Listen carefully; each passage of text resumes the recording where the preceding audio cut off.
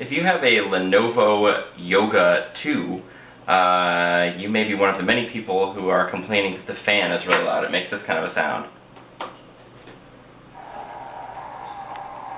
I don't know if you can hear that. It does that to me whenever I try to actually do the yoga part of like folding it sandwich board style.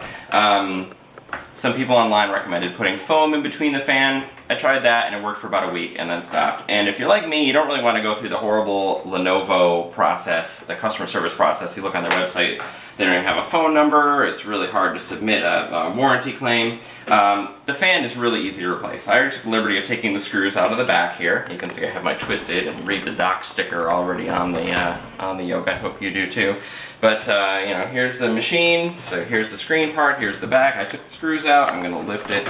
You'll see that it looks like this. Here's the fan. This is the loud part.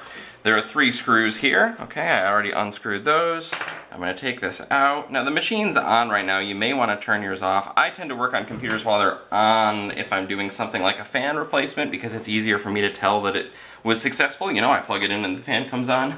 Obviously, if you're doing a motherboard replacement or something like that, you turn the computer off, and always, always, always make sure that you ground yourself before you touch any components inside a computer, whether it's on or off.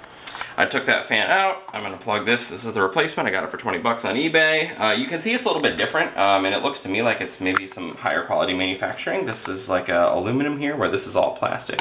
Your mileage may vary. I plug the new one in. Okay, it spins right up. You can see it's much, much, much quieter. And here's the 3 little screws.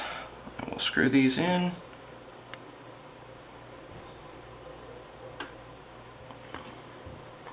And that's really the whole process there. And to me, the $20 and 5 minutes that it takes to do it is quite a bit less of a pain than going through the warranty process.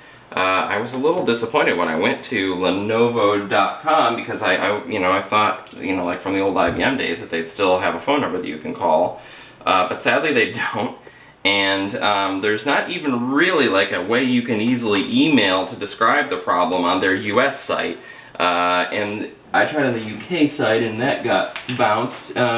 If you try emailing the Lenovo customer service, which I believe is customer care, customer service at lenovo.com something, that also bounces because it sends you a reply mail saying you need to reference a ticket number or something.